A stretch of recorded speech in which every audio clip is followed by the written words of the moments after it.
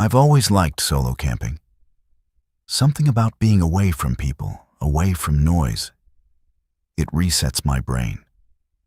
But last fall, I learned there's a difference between alone and too alone.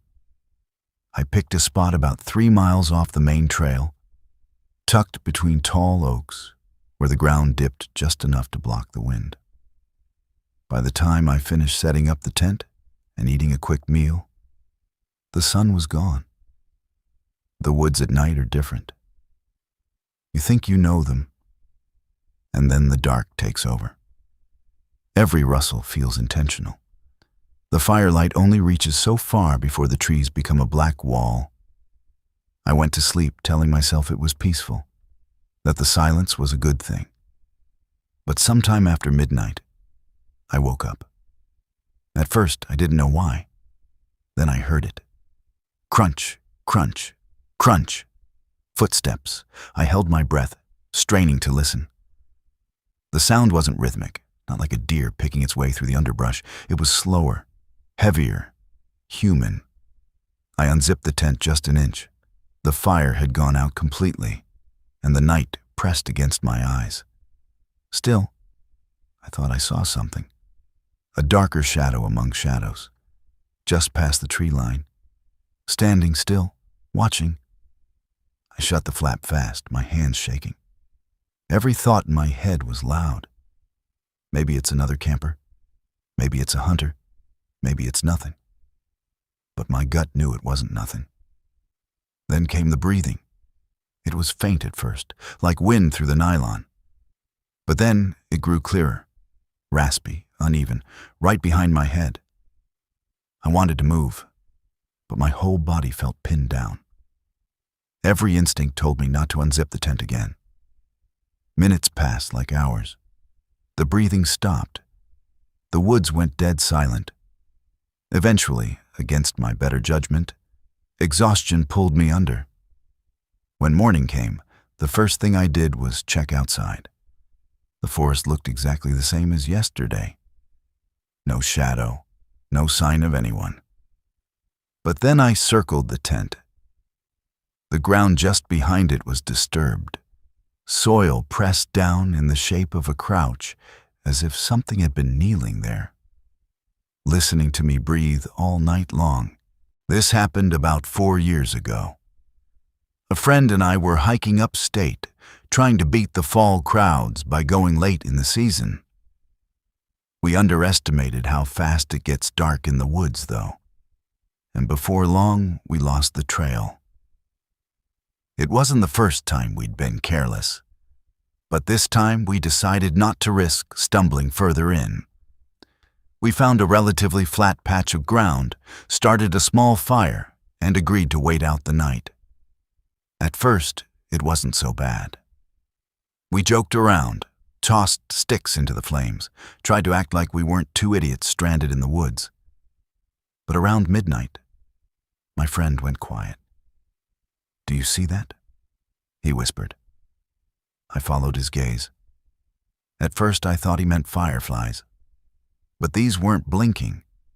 They were steady orbs of white light, glowing faintly between the trees. There were 3 at first, drifting slowly, weaving in and out of the pines. They didn't cast light on the trees around them, but they were bright enough that I couldn't write them off as reflections. "Maybe people with flashlights," I said, though I didn't believe it. The movements were too smooth, too slow. The orbs disappeared, then reappeared closer, then further, always circling. Neither of us dared to leave the fire. At one point, one of the lights came close. So close I could see the outline of bark inside its glow, warped and bent like looking through water. We didn't sleep. We sat until our fire turned to ash, flinching at every snap of a branch. Around 4 a.m., all the lights blinked out at once, as if someone had flipped a switch. In the morning, everything looked normal. Relieved, we packed up and started moving. laughing nervously about swamp gas, hallucinations, exhaustion, anything to explain it away. But before leaving, I noticed something in the dirt around our fire. Prints, small, human-shaped footprints, bare feet. They circled where we had sat. So close they must have been there the whole night, just outside the glow of the flames. I grew up in a neighborhood that bordered a stretch of woods everyone said was haunted. We never believed that exactly, but it had a reputation. People claimed to hear voices, see figures, that sort of thing. Naturally, as teenagers, that meant it was the perfect hangout. One night, a group of us snuck out with flashlights and cheap beer. We weren't going far, just far enough to sit around and laugh without adults telling us to shut up. We were making a ton of noise when one of us noticed something. The trees had thinned out. We'd walked into a clearing none of us remembered being there. It was strange. Perfectly round. Grass short and damp, almost like a lawn that someone had been maintaining. At the very center stood a woman. She was facing away from us, her hair long, her dress pale against the dark. At first, I thought it was some kind of prank. But the longer we stared, the less it felt like a person. She was too still, too deliberate. We whispered to each other, debating what to do. None of us wanted to get closer, but none of us could move either. Then, slowly, she turned her head. Her face wasn't grotesque, just wrong. Like every feature was off by a fraction. Too long, too far apart, like a bad copy of a human face. One of my friends muttered, "We need to go." But before we could, the woman raised her arm and pointed at us. We bolted. We tore through the trees, branches cutting our arms, roots tripping us. None of us looked back. When we burst out of the woods, panting and bleeding, we realized one of us, Kyle, was gone. Panic set in. We argued, shouted his name into the trees. Finally, maybe 20 minutes later, Kyle stumbled out from a different part of the woods. His clothes were damp, his face pale. "What the hell happened to you?" we demanded. Kyle just blinked, confused. "What do you mean? I've been with you the whole time." We argued, but he wouldn't budge. Swore he hadn't left our side. That's when I noticed his shoes. The soles were wet and covered in the same short grass from the clearing. Grass the rest of us had only stepped on for a few seconds before we ran. The voice in the baby monitor. I used to think baby monitors were just for peace of mind, until mine nearly made me lose it. It was around 2 a.m. when I heard my daughter crying through the monitor. She was only 8 months old, so I didn't think much of it. Half asleep, I sat up, ready to head into her room. But then, I froze. Through the static of the monitor, I heard something else. A voice. A woman's voice whispering, "Shh, go back to sleep." At first I thought it was my wife. But when I looked, she was lying next to me, fast asleep. I shook her awake, and we both listened. And again, the voice came through. Clearer this time, almost scolding. I said, "Sleep." We rushed to the nursery, my heart beating out of my chest. But when we burst through the door, nothing. My daughter wasn't crying. She was lying in her crib, giggling, staring at the corner of the room. But here's what made my blood run cold. The closet door was wide open, and we never, ever leave it open. The woman on the road, and this happened to my uncle years ago, but he swore on his life it was real. He was driving late one night on a deserted country road when he saw a girl walking along the side. She looked young, maybe late teens, and wore a pale blue dress. Against his better judgment, he pulled over. She climbed in without a word, and he noticed how cold the air got. She just sat there, silent, staring straight ahead. He asked where she was going, and she quietly said, "Home." So he drove. A few miles later, she told him to stop. It was an old farmhouse at the end of a dirt path. She opened the door, stepped out, and began walking toward the porch. My uncle glanced back to check on her, but the seat was empty. Shaken, he knocked on the farmhouse door. An older woman answered. When he asked about the girl, her face went pale. "You must have seen my daughter," she said. "She died in a car accident 10 years ago, on that road." The extra roommate. I was sharing an off-campus apartment with 3 friends. We were broke, so it was small, cramped, and definitely not in the best neighborhood. But hey, it was home. For the first few weeks, we joked about the weird things happening.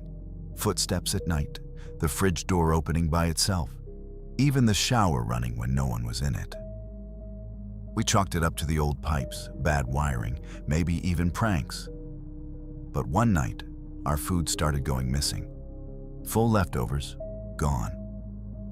We argued, but no one admitted to it. That's when my roommate suggested we set up a camera in the kitchen, just to catch whoever was stealing food. The next morning, we checked the footage. Around 3 a.m., we watched in horror as a figure crawled out of the tiny crawl space above our cabinets. A woman, dirty, pale, moving on all fours. She walked straight to the fridge, ate, and then crawled back into the ceiling. We called the police immediately, and when they checked, they found bedding, clothes, even trash hidden up there. She had been living above us the whole time. The deadline one rainy evening, my phone rang. It was my grandmother's number. The thing is, my grandmother had been dead for 2 years. I almost dropped the phone, but something made me answer. On the other end was her voice, calm, warm, familiar. She said, "Don't leave the house tonight." I tried to respond, but the line went dead. I sat frozen, staring at my phone until curiosity got the better of me. I checked the call log. There it was. The number, clear as day. I didn't go out that night. The next morning, I turned on the news. There had been a massive pileup on the freeway, right along the route I would have taken. Multiple fatalities. To this day, I can't explain it. But sometimes, I wonder how many calls we don't answer. The knock at the window, I was cramming for finals, sitting at my desk near the window. It was close to midnight when I heard it, a faint tap. I looked up expecting maybe a branch, but nothing was there. I ignored it, went back to studying. Then it came again, louder, tap, tap, tap. The window was on the 2nd story. No tree branches, nothing outside that could reach it. I grabbed my phone and turned on the camera, switching to the selfie view so I could see behind me. That's when I froze. In the reflection of the glass, I saw it. A pale, grinning face pressed against the window. I spun around, but the glass was empty. When I looked back at my phone, the smile was still there. The man in the closet. My son used to tell me about the man in his closet. Every night, he'd scream, begging me to check. I'd open the door, shine a flashlight, and show him. Nothing there, just clothes and toys. After a while, we got tired of the routine. We thought it was just nightmares. Then one morning, I walked into his room after dropping him off at school, and I noticed something strange. On the carpet leading from the closet to the door were muddy footprints, big ones. That night, I nailed the closet door shut. The patient that never left hospitals have a certain silence at night, the kind that feels heavier than anywhere else. I was on a night shift when I heard humming coming from room 6. But room 6 had been empty for days. I peeked in, and my blood ran cold. Sitting on the bed was an old man, calmly humming, staring out the window. His hospital gown was wrinkled, his hair unkempt, but his eyes looked sharp. I whispered, "Sir, are you all right?" He turned, smiled faintly, and said, "They keep me here too long." When I blinked, the bed was empty. The room was silent. Shaken, I checked the records. Room 6's last patient, an old man. He'd died 3 days before.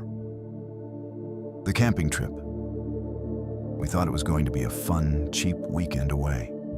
Just 3 of us, camping deep in the woods.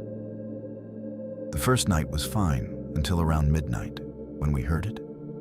Laughter. High-pitched, childlike, drifting through the trees. We froze, listening. It sounded close, but when we shined our flashlights, nothing was there. The laughter went on and off until sunrise. The next morning, we stumbled outside, trying to laugh it off, until we saw the footprints, small, child-sized, dozens of them, circling the tent. We packed up and left without saying a word. The stranger on the security camera, I lived alone, but I kept waking up to find my front door unlocked. I blamed myself, thinking I was forgetful, until I finally bought a cheap security camera. That night, I checked the footage. Around 2:30 a.m., I watched myself walk to the door and unlock it. But here's the thing, I never got out of bed. The figure looked like me, same pajamas, same walk. But the face was wrong, blurred. Opposite unlocked the door, turned back toward the camera, and smiled. The next morning, I smashed the camera. But I still wake up sometimes to find the door open. The disappearing bus passenger. I worked as a night bus driver for years. You see a lot of strange people after midnight. But one woman still haunts me.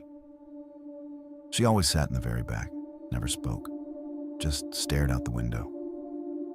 One night, she finally whispered, "You shouldn't let the man next to you off at his stop." Confused, I looked over. There was no one next to me. The bus was empty, except for her. When I turned back, the back seat was empty too. That night, I drove past her usual stop without slowing down. The next day, I learned there had been a stabbing at that very bus stop, right around the time we would have been there. Angela had a routine: dinner, bedtime story, kiss on the forehead, then the baby monitor on her nightstand. Her son was 2, restless, and the monitor let her relax while he fell asleep. That night was no different. She tucked him in, closed the door softly, and headed downstairs to clean the kitchen. The monitor's faint static hummed behind her, comforting. She was scrubbing dishes when she froze. A whisper, software too soft, coming from the monitor. At first, she thought it was her son talking in his sleep. Then the words became clear. "Shh, don't wake Mommy." Her blood turned cold. She dropped the plate, porcelain shattering in the sink. She sprinted up the stairs 2 at a time and burst into her son's room. He was asleep, curled under the blanket, his tiny chest rising and falling. The crib was fine, the room quiet. She exhaled shakily, convincing herself it must have been interference. Then she saw the window, wide open, curtain fluttering in the night breeze. Angela hurried over, her stomach dropping. On the wall beneath the window was a dark smudge. She leaned closer, a muddy handprint, too large to be her son's. Fresh, damp earth clung to the paint. She scooped her child into her arms and backed out of the room, clutching him so tightly he stirred in his sleep. The next morning, police found nothing. No footprints outside, no sign of forced entry. But Angela knew what she'd heard. Every night after, she locked the windows, because whoever whispered into that monitor had been standing inside the room. The man in the rear-view mirror. Daniel had always hated driving at night. The roads felt emptier, darker than they should be, like the headlights weren't enough to push the shadows back. But it was close to 2 a.m., and he'd stayed too long at his friend's house, laughing over beers, pushing back the dread of the long drive home. The first 20 minutes were uneventful, just long stretches of silent highway. He kept the radio on low, letting a soft hum of static-filled music keep him company. His eyelids felt heavy, and more than once he caught himself drifting toward the rumble strip. He rolled down the window for air, the cold whipping against his face, stinging his skin. That's when he saw it, a flicker in the rear-view mirror. Not the lights of another car. This road was too empty for that. It looked like the shape of a head, just faint, behind the driver's seat. Daniel's grip tightened on the wheel. He forced a laugh at himself. Just the shadows. I'm tired. That's all. He made the mistake of glancing again. The outline was still there, round, solid, not shifting like shadows should. He felt his throat close. His foot pressed harder on the gas, though he wasn't sure where he thought he was going.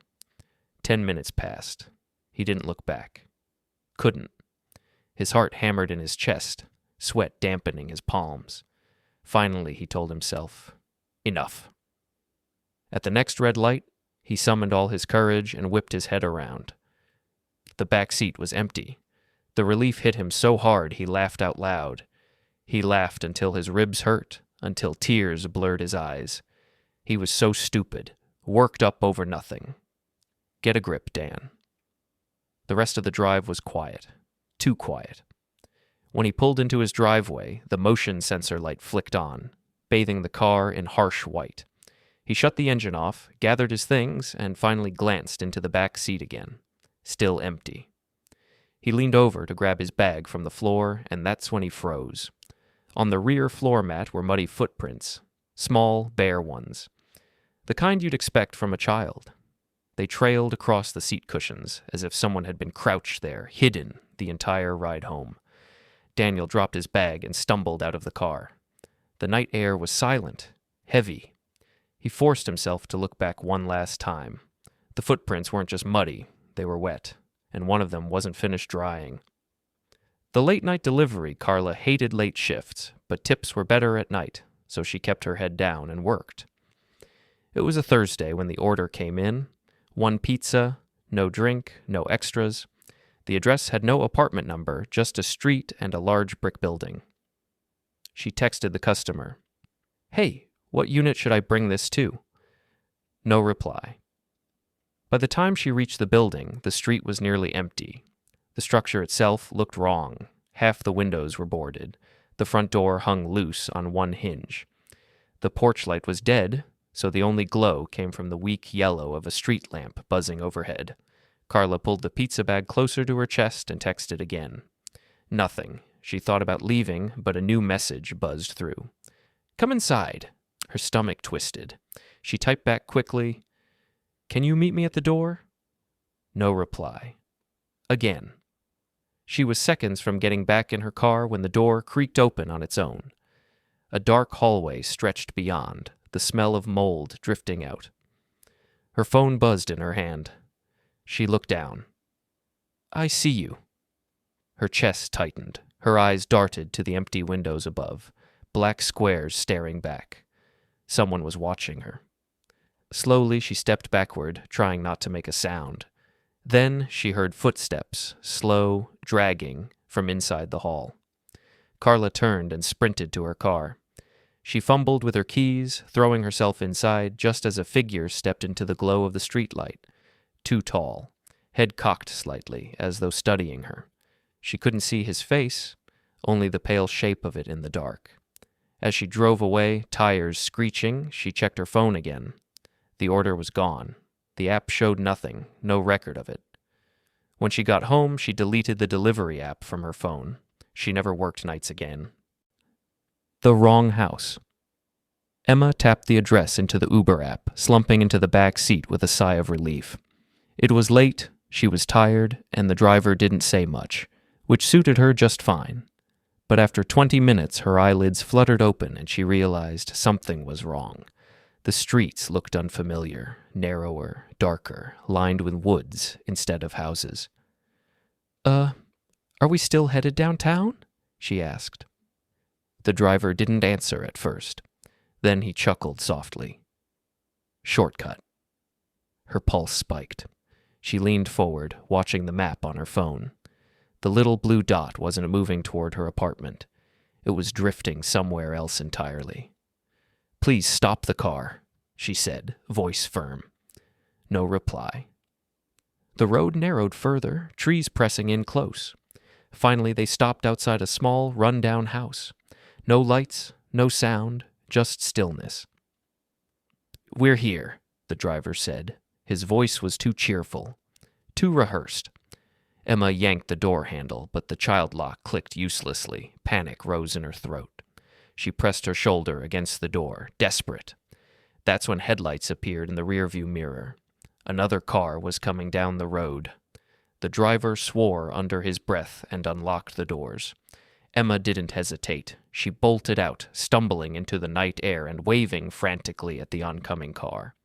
When she looked back, her Uber had vanished into the woods. The next day she checked the app. There was no record of her trip, no driver, no ride, nothing. To this day, Emma wonders where that house was, and what would have happened if the headlights hadn't appeared. The stalker's apartment Maya loved living alone. Her tiny city apartment wasn't much, but it was hers. After a long day, she'd curl up on the couch with a book or scroll on her phone until sleep pulled her away. But small things started to bother her. Items moved slightly out of place. Her toothbrush angled differently, her fridge door left ajar. Her blanket folded when she didn't remember doing it. She told herself she was being forgetful. Then one night, she woke up to a faint sound. The closet door creaked slowly open. Her chest tightened. She reached for the lamp but stopped, listened, nothing but her own heartbeat. Gathering courage, she flipped the light on and yanked the door wide. Empty. She almost laughed at herself, until her eyes flicked upward. The ceiling panel above the closet was loose. The next morning, she called the landlord, demanding it be checked. When maintenance came, the man climbed up into the crawl space. A moment later, his voice echoed down, disturbed. You need to see this. Up there, they found a thin mattress, food wrappers, water bottles, and worst of all, dozens of photos of Maya. Some taken while she slept, some taken while she showered, blurred by steam. She hadn't been living alone. Someone had been living above her, coming down whenever she wasn't home, or worse, when she was sleeping. The police never caught him, and sometimes, late at night, Maya swears she hears the faint creak of that closet door.